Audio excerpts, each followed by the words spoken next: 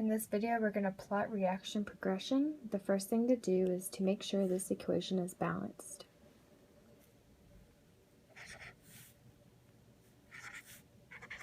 You can check that you balanced it correctly by writing what you have on the side.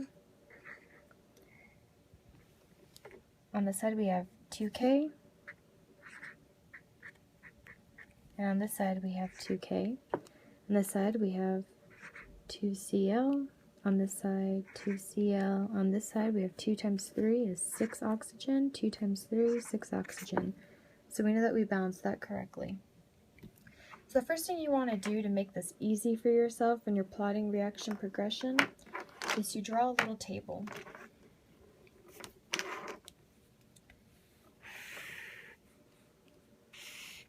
We're going to put our KClO3 right here, because that's the first one. Then our KCl, that's the next one, and then our O2.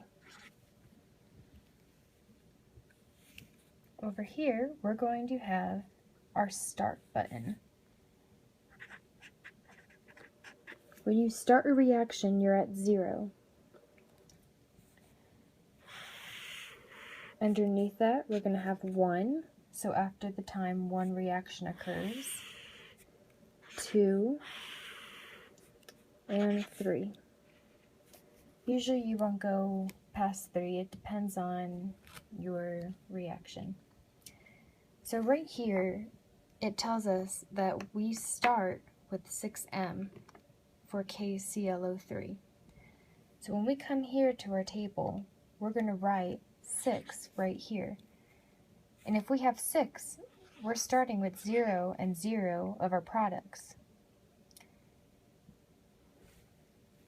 because we haven't had any reaction yet to make anything. But after 1 reaction occurs, what are we going to have for our reactants? Well, up here, we just said that we have 2, which means we use 2 in our first reaction. So we use 2, which means we're left with 4. For our KCl, we had 0, but we gained 2 in this reaction. So we were at 0, but now we're at 2. And over here, we gained 3. So we were at 0, but now we're at 3. So this pattern is going to keep on going. We have a second reaction, and so we used another 2, so we have to subtract another 2. That leaves us with 2. For our KCl, we gain another 2, and that brings us to 4. And for our oxygen, we gain another 3, and that brings us to 6. It looks like we can do this one more time. So for the third reaction, we used up 2 of the KClO3, which left us with 0, which means we gained 2 here, and we gained 3 here.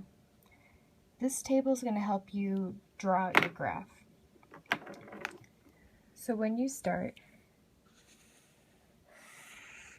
you can acknowledge that this is 0, 0. This is time, and this is the concentration. We have 1 and 2, 3 for our 3 reactions. And up here, we have to go all the way to at least 9, so we're going to go to 10. So we're going to have 1, 2, 3, 4, 5, 6, 7, 8, 9, 10. So to start off, we had 6 of KClO3.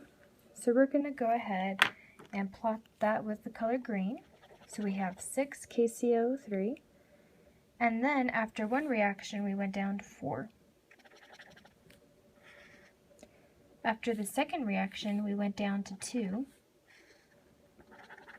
And on the third reaction, we went down to 0. You can draw your line out like this and write KClO3. So now you already plotted that one. Next, we're going to plot our KCl. So we started with 0, and then we went up to 2 at the first reaction, and then 4 at the second, and 6 at the third. So you have a nice linear line right there, and you can write KCl, so you know which line that is.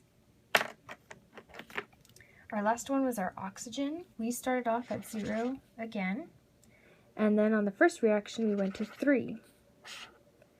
And on the second reaction we went to 6, and the third reaction we went up to 9. You can draw your line and write O2. That's the basic idea.